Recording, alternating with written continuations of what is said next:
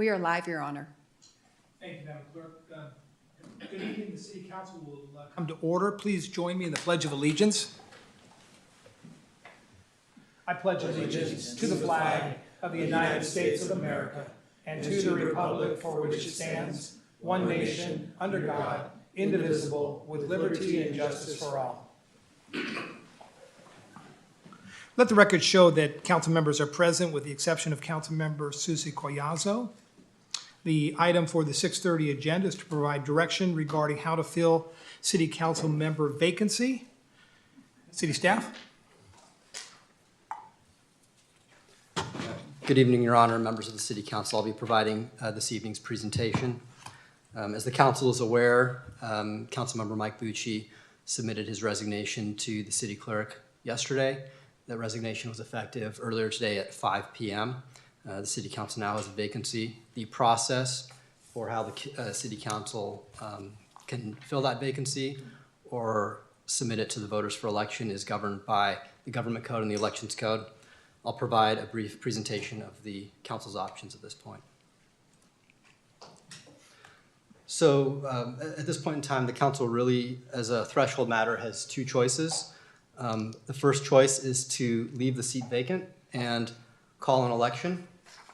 The second choice is to appoint an individual to fill the vacated seat until the election. I do want to clarify that because of the time in which the resignation, with which the seat was vacated, the individual that was appointed to fill that seat would only serve until November. The person is elected to succeed that individual in November of 2024. And I'll cover that here shortly. So, as I mentioned, the first option is to leave the seat vacant. If the City Council were to choose to not fill this position, it could call the election prior to July 15th, 2024 for November 5th, 2024. This would be consolidated with the general municipal election. In that instance, well, I should just note that as the council is aware, there are additionally 2 city council seats that will be up for election, 2 four-year seats. If the council were to call an election for November 5th, 2024 for this city council seat, that would be for a 2-year term. So there would be 3 seats for election in November of 2024. Alternatively, if the city council leaves the seat vacant until after July 15th, then it would be required to call the election for March 4th, 2025 under the Government Code. As highlighted in the staff report, an election on March 4th, 2025 would cost the city over $500,000. The costs for consolidating an election for November 5th, 2024 is nominal. As I noted, any person elected to the seat would serve until December of 2026, when the seat would be up for election in that November of 2026. So that was the first option, if the council elects to keep the seat vacant. The second option is if the City Council elects to appoint an individual, a qualified individual, and that's someone who is qualified to hold office under state law. Council could appoint that individual to serve until a successor is elected and certified at the November 5th, 2024 election. Because of various provisions of the Government and Elections Code, although the Government Code specifies that there generally is a 60-day time frame to make that decision would have to occur before July 15th in this instance. Also, I do want to highlight that July 8th is the apparent final date that all council will be available prior to July 15th, 2024, and that appears that may be the last opportunity for all council to participate in making an appointment decision.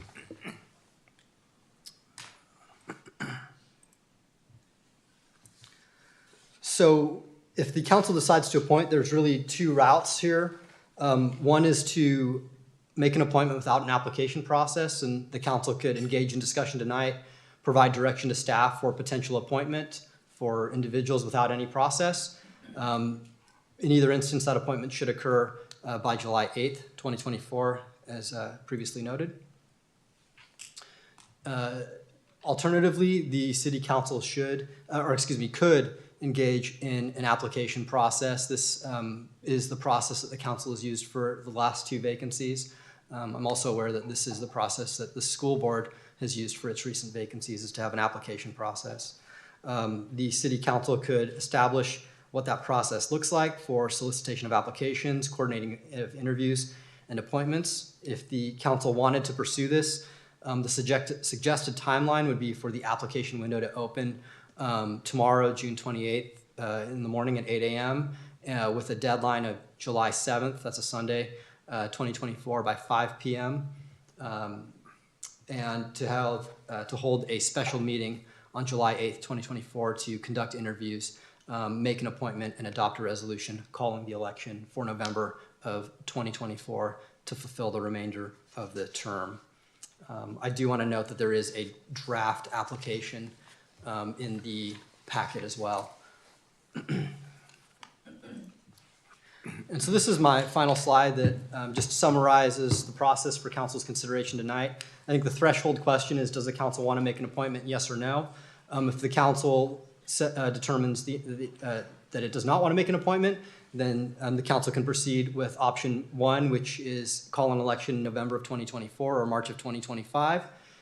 If the council would like to make an appointment, then the council would proceed to subsection 2 here and provide direction regarding whether the council wants to appoint someone without a process by July 8th, 2024, or establish a process for consideration appointment by July 8th, 2024. And that concludes my presentation. I'm certainly glad to answer any questions. Yes, thank you, City Attorney. Just a couple clarifying questions because I want to make sure it's clear. So this November, we will have really, in essence, 2 elections in the city of Newark. One for someone to fill the remainder of Councilmember Bucci's seat, and the second election, in essence, would be for the 4-year term that will become available as a result of Councilmember Collazo announcing that she may not run. So there will be a 4-year opening, actually 2 openings, because the vice mayor will be running for re-election. And then, so there's, in essence, really kind of 2 elections that folks will have to, will be able to participate. That's correct, Mr. Mayor, with the one caveat that if the council were to elect to have this seat become filled at the March 2025 election, that would be the exception if the council were to pursue that option. Okay. Secondly, I think it's important because we've been fiscally responsible in this community that to my colleagues, we certainly should be looking at the sooner date rather than the March date, just for no other reason than to save our citizens $500,000 or more, which could certainly be better spent on city services. The June 28th, July 7th, and this is really more for our residents, it's about 10 days, and that, I know it seems like it's a real fast turnaround time period, but if a mayor or council member decides not to run for re-election and they don't pull papers by the final date, that basically opens up the process for an additional 10 days. Am I correct in that regard? It's 5 days. Is it 5 days? Yeah, so instead of August 9th, it would be August 14th. So we're in essence giving folks more time than if a council member or a mayor decides at the last minute not to run, rather than 5 days for somebody to throw their hat in the ring. We're really giving folks 10 days. Yeah, that's correct. It is Okay. longer than that time period. And one thing I did just want to highlight, Sure. Your Honor, just that this item does, if there is any, require public comment as well. Yes, of course. I'm going to ask my colleagues if there's any clarifying questions that you have before I turn it over to the public. Councilmember Jorgens? Yeah, so I have a question actually on this slide. So if we were to, under number 1, if we did not make an appointment, we'd call the election for November 2024, March 2025. Under option 2, if we were to make an appointment, we would still need to have a finding to call an election. We would still need to do that. That's correct, Council Member. Under the government code, because of the time in which the office was vacated, if the council appoints, then it is required to call an election in November to fill the remaining 2 years of this term. Right, so that if we were to make an appointment, it would just be for those, couple of months or a couple more months if it was, we decided on a March date. Precisely, that's correct. It would just be till the person who's elected is duly elected and qualified. And then my other question is about potential application process. We've got 10 days. Is there a requirement that we have it open for a certain amount of days?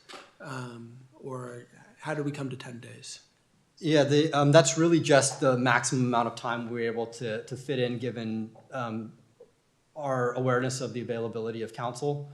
But the council is free to do whatever it wants. If it wants to shorten that time, if the council is able to find a time that may work, the only thing I will note is the 15th is a key date, because once you pass that point, under the elections code for the November elections, the nominations period starts on July 15th. So if it's not open, then you run into a conflict with the elections code.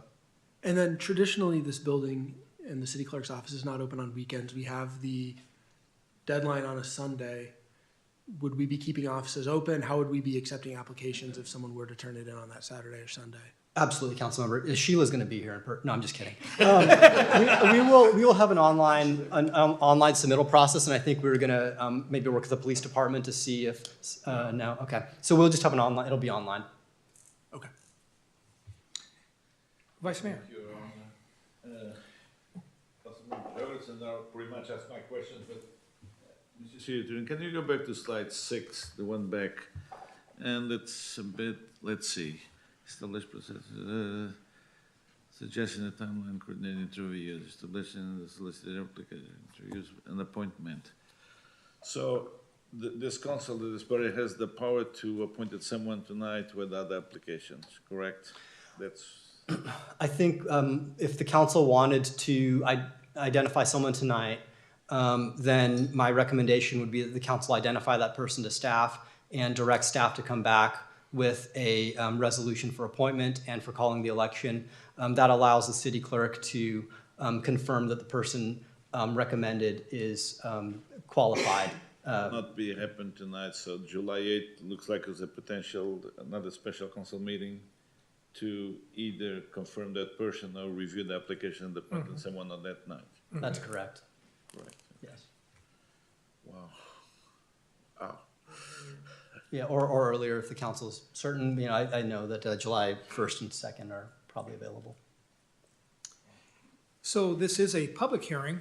So are there any members of the public that would like to comment on what is before the city council tonight?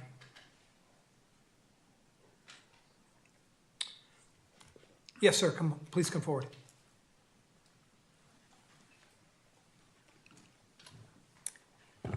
Good evening. Hello. I think I would like to voice my support in option 1. You can operate as a 4-member council potentially and wait until December at the latest for the new session to get sworn in. This way, anyone who's interested in running doesn't have an unfair advantage to any individual you may so choose to appoint, because we all know 90% of the time someone with incumbent next to their name gets elected. So whether that person runs or not, the person you appoint, they might get an unfair advantage. It's the same reason why Governor Newsom didn't appoint any of the top 3 candidates for the Senate. So I would just like to voice my support in that. And thank you. You're welcome. Thank you. Let's put his name for the record. Yes, sir. Your name for the record? Jason Miguel. Thank you. Other public comments?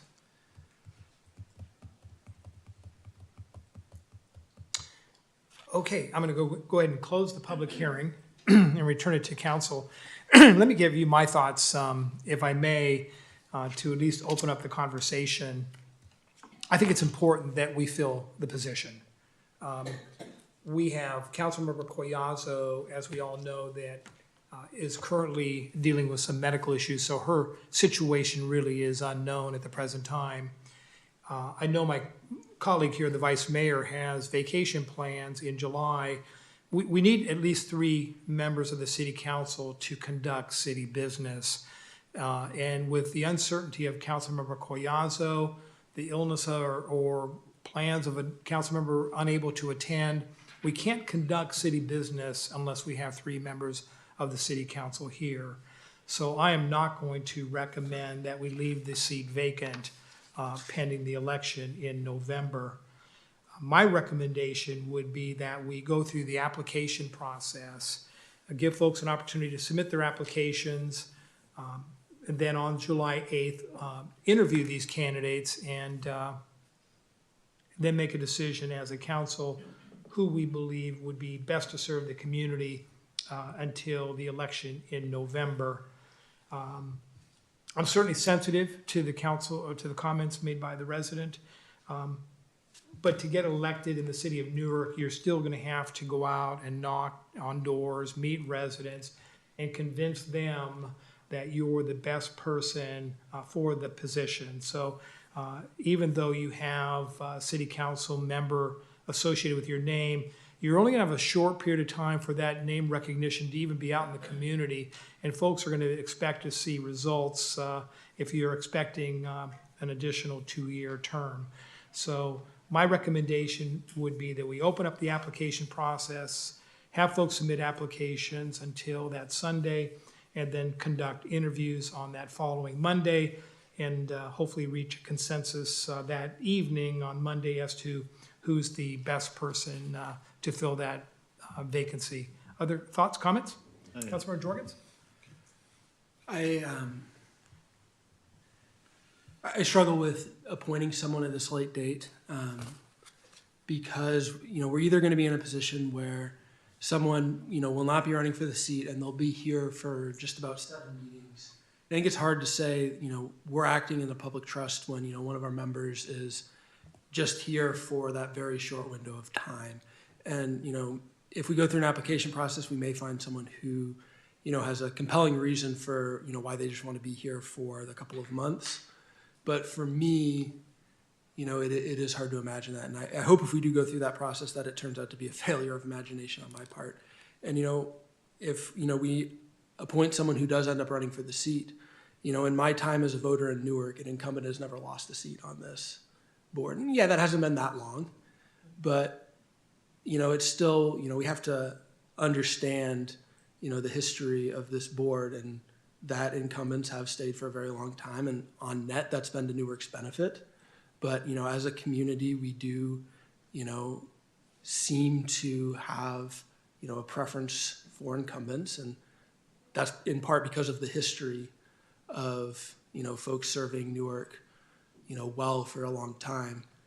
But it's tough for me to say, we should appoint someone, the 3 of us or the 4 of us, should appoint someone and, provide that, benefit to them and, take knowledge away from, some of the Newark voters. If we look at the application process that the city staff has put forward, I don't know if we have that as an attachment here that folks can take a look at.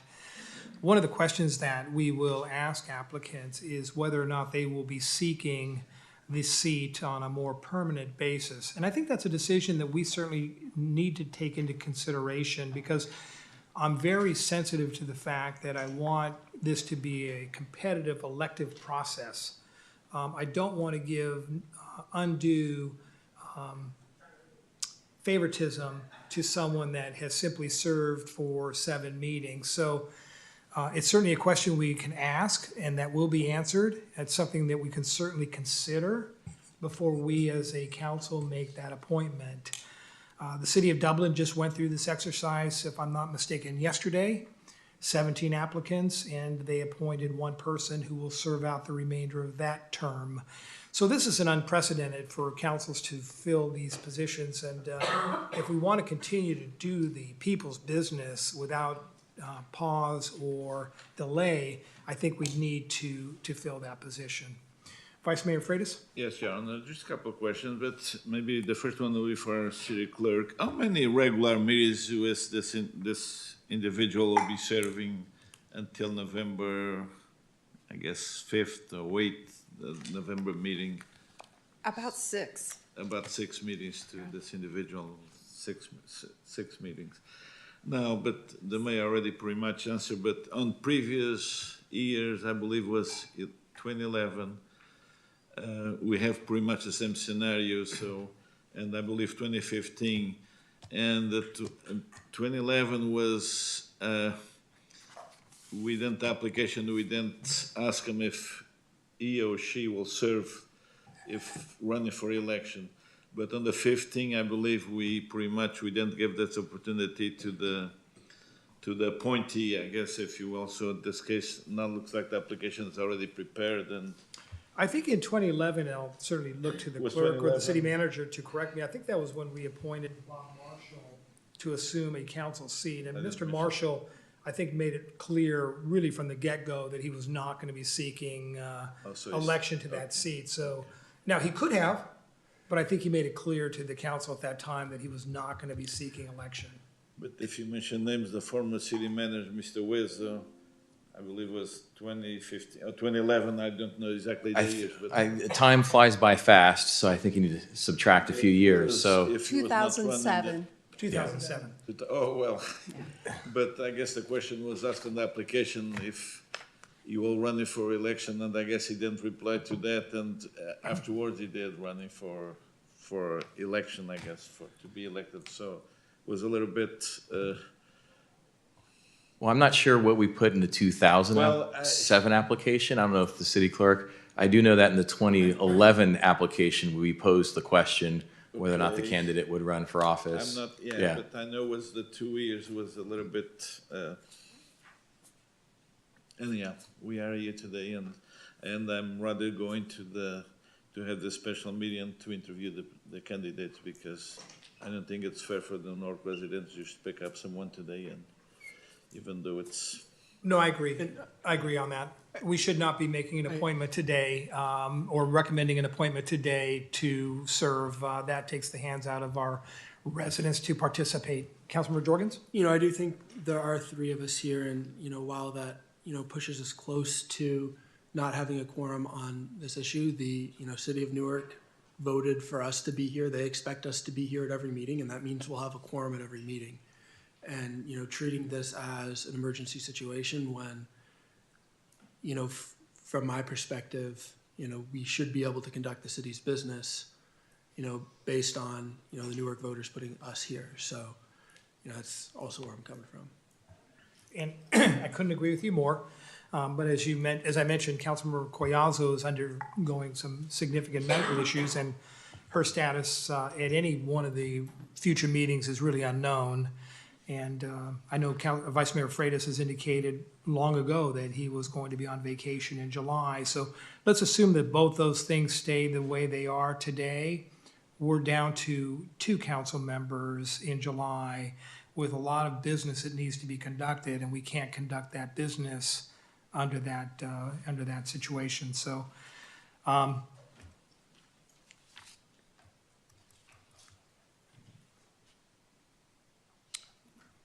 willing to make a motion that we hold a application process to begin as indicated in the staff report, to begin tomorrow, June 28th, to end July 7th at 5 p.m. My understanding from the city attorney, it will be electronic, so folks will have an opportunity to go on even on the weekends and submit their applications. I'm assuming, Madam Clerk, if somebody submits an application that's deemed complete, will they get like an email or some acknowledgement that it's been received and is deemed complete, or?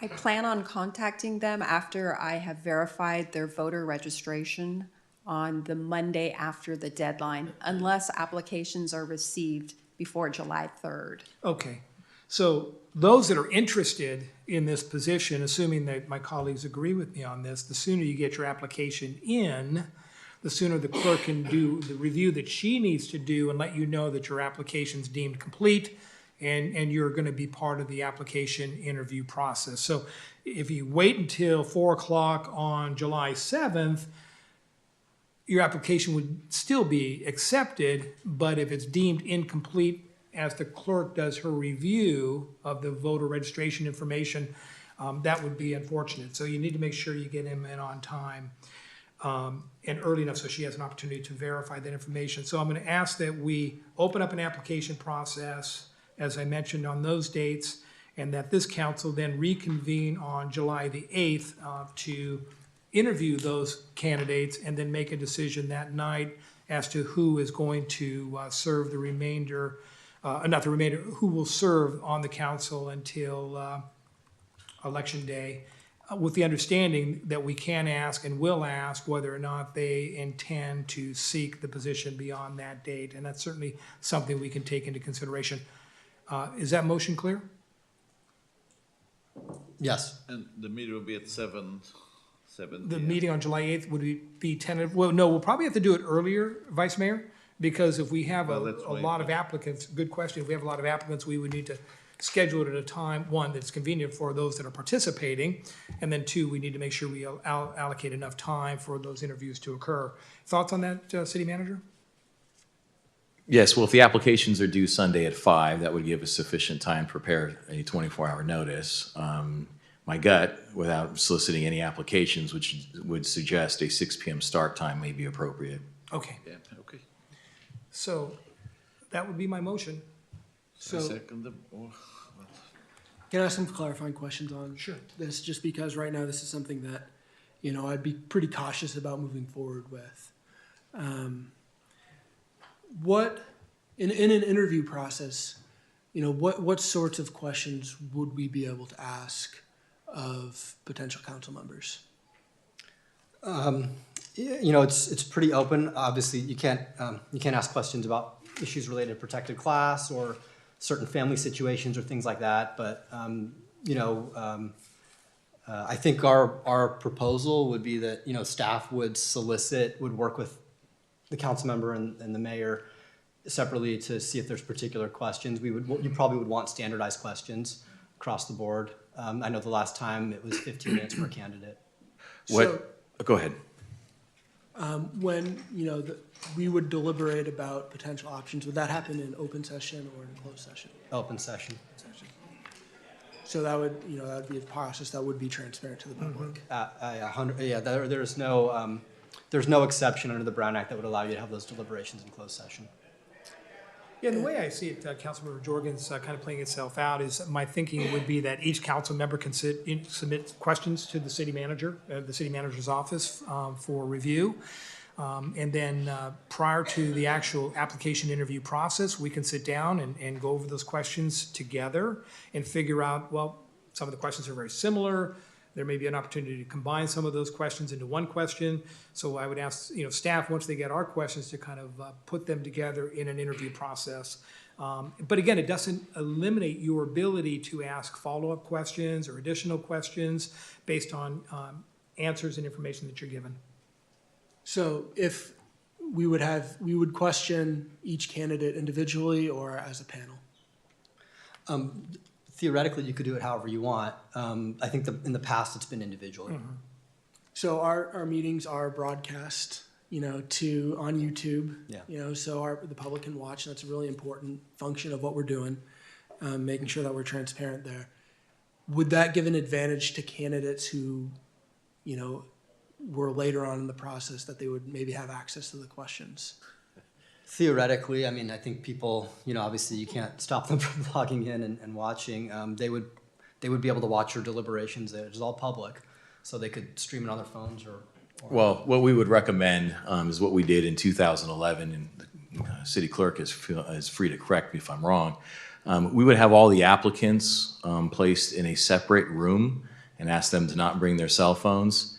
And as the council would then call the meeting to order, deliberate on the questions that should be posed to the candidates, or to the applicants, I guess I should say. So that way the candidates would not know, would not know in advance which questions would be asked of them. And then throughout the evening, we would bring in each applicant one by one. After they're done being interviewed, they're free, of course, to sit in the audience and observe and see how the rest of the candidates perform, and of course, see what the council's deliberations and what the ultimate outcome is. Madam Clerk, is that a fair representation of what occurred in 2011? Perfect. Okay. And this process for the non-applicants would, of course, be completely viewable to the public. Correct. This would be an open, transparent meeting, televised on Zoom, open to the public. All right, thank you. Vice Mayor Freitas. I believe it was one of those back meetings you had was 2 questions per council person. I believe was that. So, for example, we can have 10 candidates And we're talking about 45 minutes or so, so we'll be, what, 5, 6 hours illegal waiting? I mean, it will be a long night. Well, the council's free to, because we won't know who would apply until Sunday at 5, because we want to make sure that there's a lengthy application period. So we won't know what that universe looks like until Sunday evening. Once we have that universe, and Madam Clerk has confirmed it with the registrar of voters that they're authorized to hold office, the council then, on Monday, determine the length of the interviews, the number of questions, the timing. Staff would do our best to take into account how many candidates, excuse me, I keep saying candidates, how many applicants apply, and then come up with a reasonable time frame, taking into account, the length of the meeting, how many applicants there are. And certainly we would do our best. Fair enough. Returning to the questions, we would ask the council, if this is something that the council does pursue, we would ask that the council members submit questions to me and Madam Clerk. We would do our best to compile them on Monday in a nice organized fashion. And again, the council would then have the opportunity to review those questions, combine questions, excise, make whatever edits, and then determine the process by which the council would ask the applicants the questions. Sorry, one more question for me. Any motion that we would make this evening, whether it's on, or on the 8th, whether for calling for election, whether we go with option 1, option 2, option 2B, whether we go, and then on the 8th, whether we go with, selection of a candidate, that would require a motion, a second, and then 3 votes, like Yes. every other motion. Yes. Any action taken by the council requires 3 affirmative votes pursuant to the city's municipal code. Thank you. So you have your motion on the floor, Your Honor? Yes, You so a need a s- motion's been made. If there's no further questions. I can second your motion, gladly. Seconded by Vice Mayor Freitas. Oh, what's we?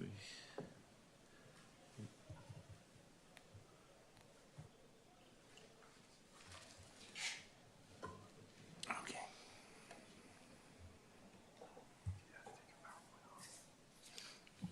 Sheila, does he have to? Absolutely. So that resolution passes 3-0, but before I have you announce it, Mr. City Attorney, Mr. Jorgens wants to make a comment. So I do want to address my yes vote here. This is not, the route that I would have preferred that the city take on this matter. However, given that to take any action here, we're going to need 3 affirmative votes. There are 3 of us here. There were 2 of us that expressed an interest in doing this, and I expressed an interest in doing the other thing. In order to do the city's business, we're going to have to, make compromises with each other and, figure out the best way forward as a team here. And, the only way we could move this forward is by having a, 3 council members vote in favor in one direction. So while, this wasn't my preferred way to move forward, my preferred way to move forward, is a way where, as a council, we're able to do the city's business. And I think that we're doing this in a way that's as transparent to the public as we possibly can. And, I hope that, as we go through that process, that we can uphold that standard of transparency and make sure that, Newark residents' voices is always the loudest one in this room. Thank you. City Attorney? There's nothing for me to read. There's no resolution on this one, Mr. Mayor, so, yeah, thank you. All right. So this meeting is adjourned, Madam Clerk. We're going to start the 7 o'clock meeting at 7:15. Thank you, sir. Thank you.